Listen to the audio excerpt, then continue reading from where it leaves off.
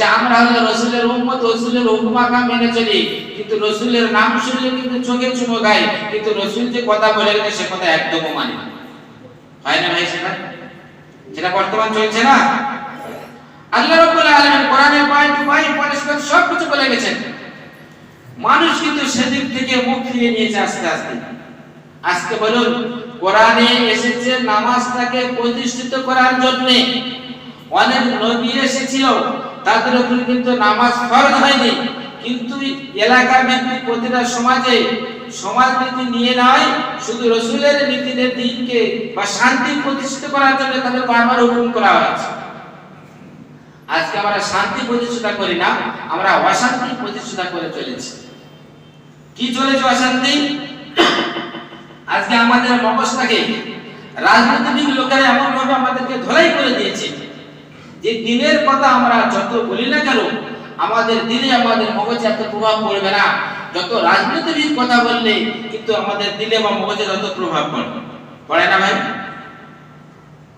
রাজনীতির লোক যদি কোনো কথা বলে সেটা আমরা দিলে মেনে নিতে পারি, জাহান করতে হবে, কিন্তু রাসূলুল্লাহ সাল্লাল্লাহু আলাইহি ওয়াসাল্লাম রাজনীতি করো, সে রাজনীতির মধ্যে কিন্তু তোমার সওয়াব আছে। তুমি ডাক্তারি করো, সে ডাক্তারির মধ্যে তোমার সওয়াব আছে। তুমি মাস্টারি করো, সেই মাস্টারির মধ্যে সওয়াব আছে। তুমি ব্যবসা করো, ব্যবসার মধ্যে সওয়াব আছে। তুমি ইমামতি করো, ইমামতির মধ্যে সওয়াব আছে। কিন্তু সেই অনুপাতে রাসূলের সুন্নাত তরিকা অনুযায়ী তোমার করতে হবে।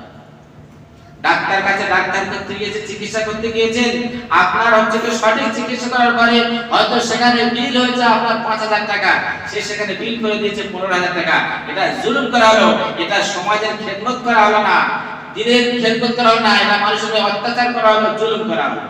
এখন সে ডাক্তার আর নেই। আচ্ছা ভাই, এখন আমাদের জুলুম করে না, খুব শান্তির সঙ্গে চিকিৎসা করে ছেড়ে দেয়। অনেক নার্সিং এমন আছে না যে সকালে ঢুকলে সন্ধ্যা পর্যন্ত 1250 এর উপরে বিল হয়ে যায়।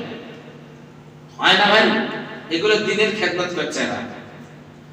তো ওইরকম অনেক রাজনীতিবিদ লোক আছে, তাদের কাছে শান্তির জন্য গেলে তারা অশান্তির বার্তা দিয়ে দেয়। অনেক ইমাম সাহেবের কাছে শান্তি, আমরা রাজনীতি বলছি নাই, অনেক ইমাম সাহেবের কাছে গেলে তার শান্তির বার্তা দিয়ে অশান্তির বার্তা দিয়ে দেয়। তো ওই জন্য ভাই, আমরা মুসলমান, আমরা ঈমানদার, আমরা একে অপরের কলেমার ভাই। হাদিস পাকের মধ্যে আমরা শুনেছি বা কম বেশি শুনছি বা জানি, শরীরের কোনো অঙ্গে যদি একটু ব্যথা যদি হয়, তার জন্য পুরো শরীরে কিন্তু ব্যথা হয়ে যায়, সেই আসরটা কিন্তু পুরো শরীরেই পড়ে। আমার কোনো কলেমার ভাইয়ের উপরে যখন কোন রকমের কষ্ট হবে, সেই কষ্টটা আমি ঈমানদারের আমার মেহসুস করতে হবে। দেখা যায় প্রতিটা এলাকায় আমার 2026-এ মনে হয় আমাদের পশ্চিমবাংলায় লোকসভা ভোট আসতো, লোকসভা ভোট তো বিধানসভা ভোট। এখন থেকে কিন্তু প্রতিটা পার্টি কিন্তু প্রস্তুতির সঙ্গে রেডি হচ্ছে। হয় না ভাই? আমিও দাঁড়াবো বলে রেডি হচ্ছি, যে বলে দেখি এমএলএ পাওয়া যায় কি, এই মমতি ছেড়ে দেয়, একবার এমএলএ হতে পারলে কম হাতে 1,20,000 টাকা মাইনে, আর আনুষঙ্গিক অনেক আছে। তো যদি আজকে প্রতিটা জায়গায় দেখা যায় যে আমাদের সংখ্যালঘু সিলেট বা সংখ্যালঘু যে আছে পরিস্থিতি, যে এমএলএ কটা প্রাপ্য পাওয়া যাবে, বিহারে তো ফাঁকা করে দিয়েছে, কটা দিয়েছে তো ঠিক জানা নেই, দেখিনি ওদিকে। উত্তরপ্রদেশে তো যে সরকার বসেছে কোনো মুসলমান এমএলএ নেই। আলহামদুলিল্লাহ বলুন না সুবহানাল্লাহ বলবেন? আচ্ছা, উত্তরপ্রদেশে যে প্রধানমন্ত্রী নাই, মুখ্যমন্ত্রী বসে আছে, আমাদের কোন মুসলিম এমএলএ নেই ওই দলের মধ্যে, এই কথা শোনার পরে সুবহানাল্লাহ পড়তে হবে না আলহামদুলিল্লাহ পড়তে হবে? একটা পরীক্ষা হয়ে যাবে, কি করতে হবে? এখন জানে না। যে কোনো আশ্চর্য ধরনের কথা, আমি যে গত জুমায় বলে গেছি, যে কোনো আশ্চর্য ধরনের কোনো কথা যখন শুনবে সেখানে কিন্তু সুবহানাল্লাহ বলতে হয়। শিখে রাখুন, কি বলতে হবে? আল্লাহ রাসূল সাল্লাল্লাহু আলাইহি ওয়াসাল্লাম যখন সবে মিরাজে গিয়েছিলেন, এটা আশ্চর্য কথা যে তিনি সপ্তম নিজের জমিন থেকে নিয়ে সপ্তম আসমান পর্যন্ত গেলেন, ঘরের গোড়া নড়ছে, সেখান থেকে ফিরে আসলেন। ফিরে এসে দেখছে এখানে ঘরের গোড়া নড়ছে এবং যেখানে থুতু পেলে থুতু আছে, আল্লাহ সেটা পুরো পৃথিবী মানুষকে না যতদিন কিয়ামত পর্যন্ত জানিয়ে দিল যে হে নবী তুমি তাদেরকে জানিয়ে দাও আশ্চর্য ধরনের ঘটনা। ওই জন্য ওই করার প্রথমে দিয়ে দিয়েছে সুবহানাল্লাযী আসরা বিআবদি লাইলাম মিনাল মাসজিদিল হারাম। ও পৃথিবীর মানুষ, তোমরা শুনে রাখো, তোমাদের সামনে যখন কোন রকম আশ্চর্য ধরনের কথা তোমরা শুনতে পাবে, তখন তোমরা শুনে সুবহানাল্লাহ বলবে। কি বলে বলুন? শিখে রাখো। হাসতেছে, আমি বলতে চাচ্ছি আর বলতে হবে এটা। আর না তো পড়ে আমি রাস্তা দিকে যাচ্ছি, হোটেলকে পড়ে গেছে, একটু আলহামদুলিল্লাহ ফুটে পারবে প্রচুর। হোটেলকে পড়ে গেছে ইন্দ্রালিল্লাহ বলবেন, সেখানে তার বলবেন না আলহামদুলিল্লাহ। কারণ চলে গেছে কি বলবেন? আপনি মসজিদে এসে বসে আছেন, বসে থাকার পরে হঠাৎ করে কারেন্ট চলে গেল, শুনে কি বলবেন? ইন্না লিল্লাহি বলতে হবে। আর কারেন্ট এসে গেলে কি বলতে হবে? সেখানে বলবেন সুবহানাল্লাহ না, ওখানে আলহামদুলিল্লাহ বলতে হবে, ওখানে শুকরিয়া আদায় করতে হবে। এই সমস্ত ক্ষেত্রগুলো আমাদের জানা রাখে। আমি বলছি কেন, আমি অন্যদিকে যাব। এখন বলুন ভাই, যে আমরা মুসলমান, আমরা ঈমানদার। আল্লাহ রাব্বুল আলামিন কোরআন পাকে বলে দিয়েছেন যে নামাজের পরে হচ্ছে কি যাকাতের কথা এসে, ওয়াকিমুস সালাতা ওয়া আতুজ যাকাত, যে তোমরা নামাজটাকে প্রতিষ্ঠিত করো এবং যাকাত আদায় করো। আমরা যাকাত আদায় করে থাকি। মুসলমানদের এমন একটা অভ্যাস আছে, আর আমরা দিয়েই থাকি, যে আমাদের গরিব লোকেদের যাকাত দিতে হবে। আলহামদুলিল্লাহ, খুবই ভালো, দিতেই হবে। কিন্তু গরিব হচ্ছে কেন আমরা? আল্লাহ কোরআনে বলেছেন, আমি তোমাদেরকে সৃষ্টি করেছি, গরিব করে তোমাদেরকে আমি সৃষ্টি করি নাই। তোমরা তোমাদের দোষের কারণে তোমরা গরিব হয়েছো। আমি তোমাদের ব্রেন, বুদ্ধি, মগজ সবকিছু দিয়েছি। তুমি যদি গরিব হয়ে দুনিয়াতে বিদায় যদি নাও, কিন্তু তোমাকে পাকড়াও করা হবে। কারণ আমি ওই বড় লোককে যে সম্পদ দিয়ে ব্রেন, বুদ্ধি, মগজ দিয়েছিলাম, সেটা তোমাকেও দিয়েছি। সে সঠিক কাজে লাগিয়েছে, তুমি বেঠিক কাজে লাগিয়েছো। এর দায়ী হতে হবে। মনে করছি দুটো মোটা খেয়ে ফেলি, যখন আগে বলি শুধু সুবহানাল্লাহ বলে শুয়ে পড়ি, যে না। তাহলে আমরা আল্লাহ রাব্বুল আলামিন কোরআনের মধ্যে যাকাতের বিধান দিয়ে গেলেন, আমরা গরিবদের সাহায্য করি। কিন্তু গরিব আমাদের বর্তমান জামানায় আস্তে আস্তে বাড়ছে না কমছে? কারণটা কি? একটু দুই একটা কারণ বলি, সেটা কিছু মনে নেবেন না ভাই। বর্তমান জামানায় রাজনীতিবিদ লোক আমাদের মোদী সরকার আর রাজ্য সরকার মিলে এখন আমাদের নিরিখে চাল দেওয়া শুরু করেছে, করেন ভাই? 5 কিলো করে চাল, 1.5 কেজি করে আটা।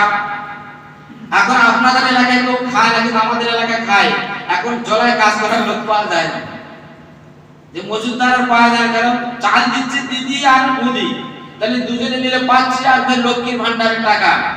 মেয়েটা টাকা আনছে, আর কন্ট্রোলে চাল আছে, ওই চাল করে এদিকে খাচ্ছে আর বসে তাস খেলছে, আর যত অশান্তি পাকাচ্ছে। আর যখন রাজনীতি আসবে বলে আমার দলকে জেতাতে হবে, দলকে জেতাতে গিয়ে আমার কলেমার ভাইকে মারতেছি না, কাকে মারছি, এটা কিন্তু তাদের বিবেক বুদ্ধি থাকে না। থাকে ভাই বলুন? আমি কোথায় বলছি? মল্লিক পাড়ায় ভোট হবে। মল্লিক পাড়ার 200 থেকে 250 ঘর আছে, কথা হিসেব বলছে, 250 ঘর আছে। 250 ঘরের মধ্যে অশান্তি হওয়ার পরে আপনারা ভালো লোক মারামারি করেছেন। মারামারি করে আব্দুল জাব্বার আর আব্দুল করিম মারা গেছে। কে মারা গেছে? আব্দুল করিম আর আব্দুল জাব্বার মারা গেছে। তাহলে এই দুজনে মারা যাওয়ার পরে দুজনের ফ্যামিলিটা তো উজাড় হয়ে গেল। আর আব্দুল করিম, আব্দুল জাব্বার মরে যাওয়ার পরে আরো 20 জন না 15 জন অ্যারেস্ট করে তাদেরকে জেলে রাখা হলো 3 মাস। তাই 20 জনকে জেলে রাখা হলো, 20টা ফ্যামিলি বেকার হলো। আর দুজনকে যে শেষ করেছে, দুজন তো গেলই গেল। এবার ওই 20 জনের মধ্যে তাদের সংসারকে দেখবে আর তাদের কি ছাড়াবে? বলছে পাড়াতে চাঁদা তো, জাকাতের টাকা তো আমাদের আছে। মুসলমান এইটা একটা বড় সুযোগ খুঁজে নিয়েছে। আমার মনে হয় যারা রাজনীতিবিদ করে যারা মরে যদি যায়, কিন্তু বড় ব্যথা লাগে। মাসুদ বাচ্চারা তো কোনো কষ্ট করেনি, তারা তো কোনো দোষ করেনি, তার স্ত্রী তো কোনো দোষ করেনি। দোষ করলো সে, কিন্তু সে পরকাল গোপন করার পরে কিন্তু চাপ সারিতে মাথায় পড়ে গেল। ওই জন্য আমরা রাজনীতিবিদ আমরা করি না, রাজনীতি করার কথা এসে কোরআনে করতে হবে।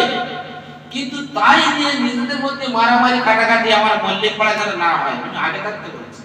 কারণ নতুন বছর তো, এই হালালে সামনে রবিবার খিচুড়ি খাবেন আপনারা, সুবহানাল্লাহ বলুন। সামনে খিচুড়ি হবে, তো খিচুড়ি থেকে এই মেসেজটা যেন হয় যে আমরা কলেমার ভাই, আমরা যে পার্টি কেন করি না কেন, আমি আমার চোখে অবগত, আমি নিজে সেই কাজে ভুক্তভোগী ছিলাম। দেখলাম দুটো নেতা, উভয় পার্টির দুজনের নেতা এক দোকানে বসে এক জায়গায় বসে চা খাচ্ছে, কিন্তু আদার্স তাদের যে সঙ্গভঙ্গ থাকে তারা দুজনে একসঙ্গে কথা বলছে বলে ওদের রাগ হচ্ছে যে ও তাহলে ও বাড়ি থেকে চলে গেছে। ওরা দুজনে একসঙ্গে বসে চা খাচ্ছে বলে কোনো প্রবলেম নেই, কিন্তু এরা ক্যাটার বাহিনী দুজনে যখন এক জায়গায় কথা বলছে মনে হচ্ছে আমার দলটাকে শেষ করে দিচ্ছে। তাহলে ওদের মগজটা কোন জায়গায় আছে দেখুন, আমাদের মগজটাকে এই জায়গায় নিয়ে গেছে। আমরা কোরআন হাদিস যদি পড়ি, কোরআনের বাংলা অনুবাদ ধীরে যদি আমরা পড়ি, আমাদের চোখ দুটো আস্তে আস্তে খুলে যাবে যে আমরা কোন জায়গায় আছি। আমরা নামাজ পড়তে আসছি, নামাজ পড়ছি না ভুল করে যাচ্ছি। আমরা রোজা রাখছি, রোজা করছি না ভুল করে যাচ্ছি। আমরা কোরআনের আয়াতগুলো পড়ি আর বুঝি, তাহলে কিন্তু এই ফিতনা ফাসাদের দিকে আমরা আর যাব না। ভোট দেওয়ার সময় ভোট যাবো, সরকার যে আইন করে গেছে আমাদের করতে হবে, সেই অনুপাতে আমাদের চলতে হবে।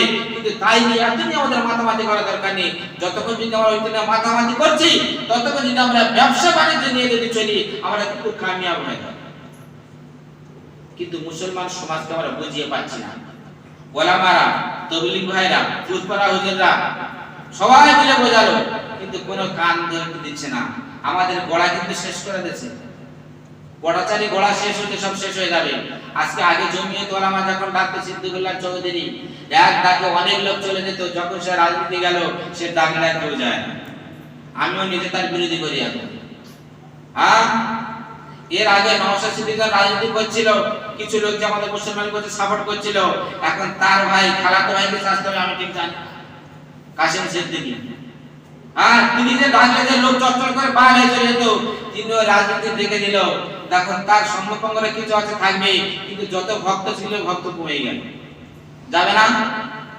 আমাদের মধ্যে আস্তে আস্তে এমন সুশ্রী দিয়ে দিচ্ছে যে মুসলমানদের ঐক্য যেটা আছে, যে ওলামারা ডাকলে, হুজুররা ডাকলে যেখানে যাবে, সে জায়গাটাতে কিভাবে নিতে হবে, এমন জায়গায় টোপ দিয়ে দেবে, কাপাক করে গেলেন।